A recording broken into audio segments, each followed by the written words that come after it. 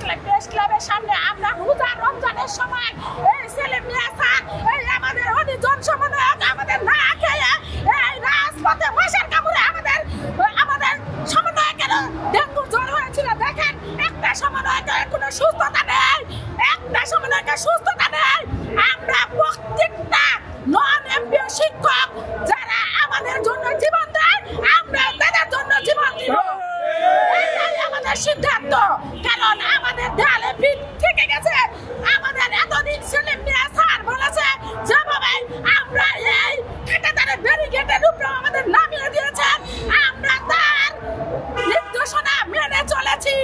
এখন উনি আমাদের সঙ্গে যেভাবে এই নির্দেশনা দিব সেই নির্দেশনা অনুযায়ী এই রাজপথে রক্ত রঞ্জিত হবে এবং এই রাজপথে দেখিয়ে দিতে চাই সেলিম মিয়া একা না, ডব্লিউ স্যার একা না, আমরাও নন-এমপিও শিক্ষক। তার একটু সামান্য একটু ছোঁয়া যদি লাগে আমি বলবো আমরা কিন্তু খামার জন্য আসি। দীর্ঘ 7 দিন যাবৎ এই রাস্তায় এসেছি যে আমরা বাংলাদেশের যত স্বীকৃতিপ্রাপ্ত নন-এমপিও শিক্ষা প্রতিষ্ঠান আছে একযোগে এমপিও চাই। আমরা গত 2 বার রমজান মাসে না খেয়ে বিড়ালের সঙ্গে শুয়ে ছুলা মুড়ি দিয়ে ইফতারি করে আমরা রমজান মাসে এইখানে থেকে গেছি। তখন সরকার বলছিল যে হাই তোমাদের এমপিও দেওয়া হবে এবং জুলাই মাস থেকে বেতন কার্যকর করা হবে। কিন্তু একটা কর্মকর্তা যদি মিথ্যা কথা বলে তা বাংলাদেশের এই কর্মকর্তাদের রাখার দরকার কি? আপনাদের কাছে আমার এই প্রশ্ন। আর হচ্ছে আমরাও মাস্টার্স পাস, তারাও মাস্টার্স পাস, তারা এসি রুমের ভিতরে দেখতে পায় না যে এই টিচারগুলো এই রোদ্দুরে কত কষ্ট পাচ্ছে। আমি না যদি কালকির আমাদের কর্মসূচি দেওয়া হয় ওই সচিবালয়ের কর্মকর্তাদের টানিয়ে নিয়ে এই রোদ্দুরে বসাবো। কারণ তারা বোঝে না যে রাত্রে মশার কামড়ে এই দিনের বেলা রোদ্দুরে এই শিক্ষকগুলো কত কষ্ট পাচ্ছে। একটা শিক্ষক প্রতিকালী তাদের মতো যোগ্যতা থাকা লাগে যে মাস্টার্স পাস না করলে কোনো শিক্ষক হওয়া যায় না। কিন্তু তারা বোঝে না একটা শিক্ষকের কেন এই রোদ্দুরে রাখবো আমরা এসি রুমে রেখে। তাদের তো সচিবালয় চাকরি করার কোনো ইঙ্গিত নেই। কারণ তারা যদি জনগণের কথা না চিন্তা করে তারা ওই ওপর মহল্লার কর্মকর্তা হওয়ার কোনো যোগ্যতা তাদের নেই।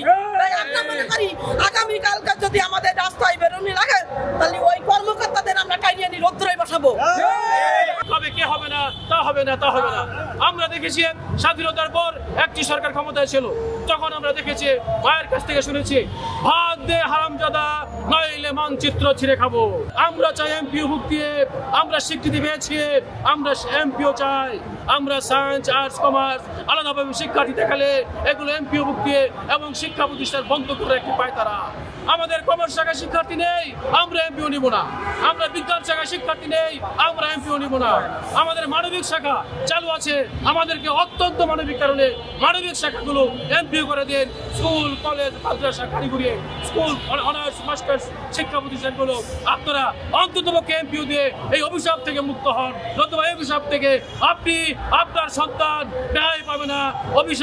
অভিশাপ এমন শিক্ষকরা ভুক্তভোগী যারা নির্যাতিত যারা তাদের অভিশাপ সরাসরি আল্লাহ কবুল করে নেবেন। কেননা নির্যাতিত নিপীড়িত মানুষের দোয়া আল্লাহ কবুল করেন। আপনারা এসিতে বসে হাজার হাজার কোটি টাকা নিয়ে গেছেন। আমাদের প্রতিষ্ঠানগুলোকে অনুমতি কি দিয়েছেন না দেখে দিয়েছে। আমাদের প্রতিষ্ঠানগুলোকে স্বীকৃতি প্রদান করেছিলেন না দেখে তারা কেমন বোকার মতো কথা বলে। তারা এখন আবার নতুন করে আমাদের দেখতে চায়। কোন বিবাহ হওয়ার পর যদি বলে যে আমরা বর দেখবো এই কথাটা যুক্তিতে আছে। যদি কোনো পক্ষ বলে যে আমরা কনে দেখবো বিবাহের পরে কনে দেখার কথা যুক্তিতে আছে। তো সচিবালয় আপনাদেরকে কি আমরা উলুবনে মুক্তা ছড়িয়েছি? আপনারা কি আমরা